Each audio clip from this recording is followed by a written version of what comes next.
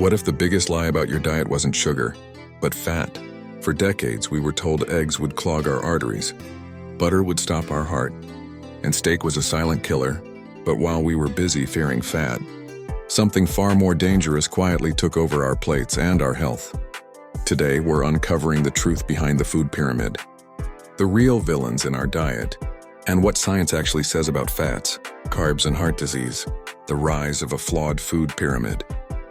For generations, nutrition advice has been shaped by a single dominant idea: fat is bad, especially saturated fat. This belief didn't just influence personal eating habits, it reshaped school lunches, government guidelines, food manufacturing, and even medical advice. The food pyramid became the symbol of healthy eating. Its base were grains, lots of them followed by fruits and vegetables, then lean proteins, and finally fats at the very top, labeled something to be consumed sparingly or avoided altogether. Eggs were restricted. Red meat was demonized. Butter was replaced with margarine. Whole milk became skim. But this pyramid had a massive blind spot. While natural fats were blamed for heart disease, refined carbohydrates, added sugars, and ultra-processed foods were quietly normalized. White bread, sugary cereals, fruit juices, low-fat snacks loaded with sugar. These were marketed as healthy, simply because they were low in fat. The result? We didn't become healthier.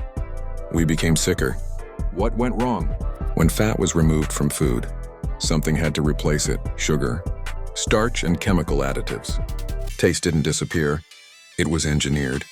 Low-fat yogurts became sugar bombs. Breakfast cereals were coated in sweeteners. Snack foods were ultra-processed to be hyper-palatable, addictive, and cheap. And over time, something alarming happened. Obesity rates skyrocketed. Type 2 diabetes became common. Heart disease remained the leading cause of death. Metabolic disorders increased across all age groups.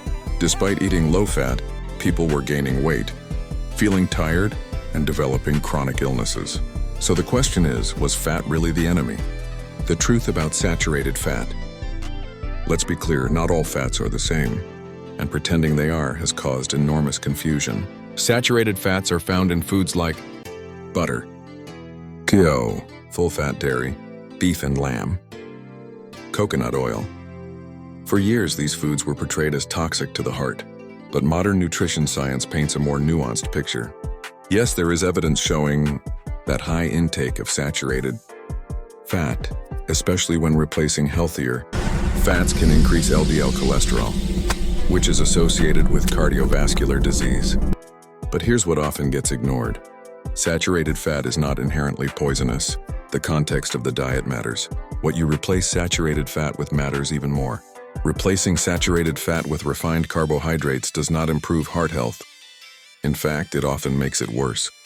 What the evidence actually shows.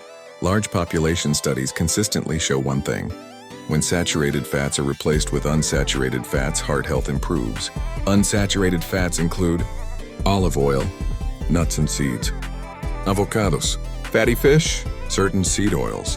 These fats help reduce inflammation and lower the risk of heart attacks and strokes.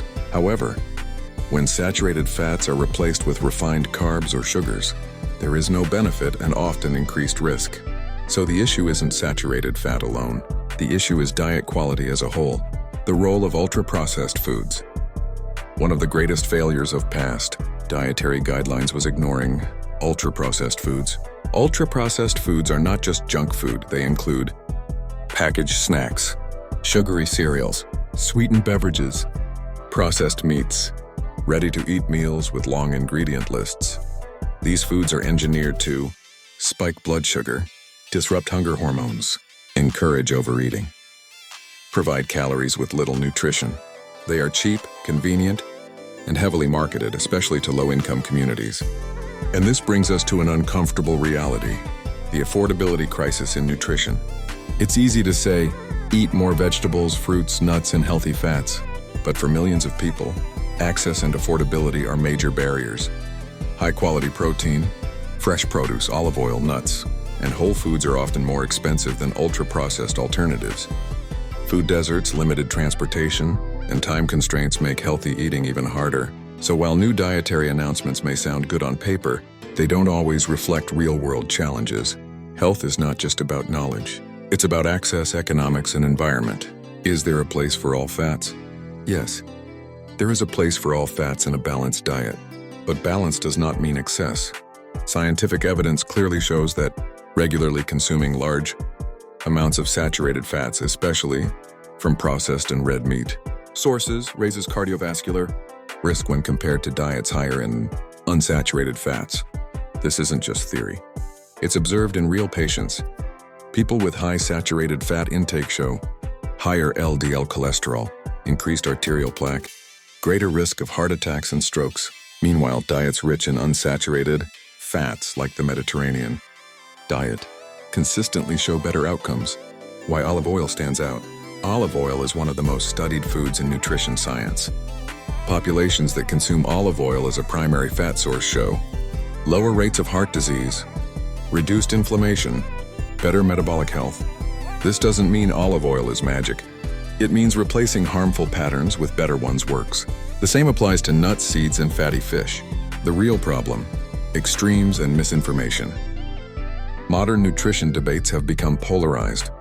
One side says, fat is the enemy. The other says, eat unlimited butter, beef, and tallow. Cholesterol doesn't matter. Both extremes are dangerous. Health doesn't live at extremes. It lives in evidence, moderation, and context. What a smarter diet looks like. A realistic science-backed approach includes prioritizing protein from varied sources, eating plenty of vegetables and fruits, choosing whole grains over refined carbs, using unsaturated fats as primary fats, limiting ultra-processed foods, enjoying saturated fats in moderation, not excess. No food alone causes disease, but patterns do. Final thought, strong close. The real tragedy isn't that we were told to fear fat.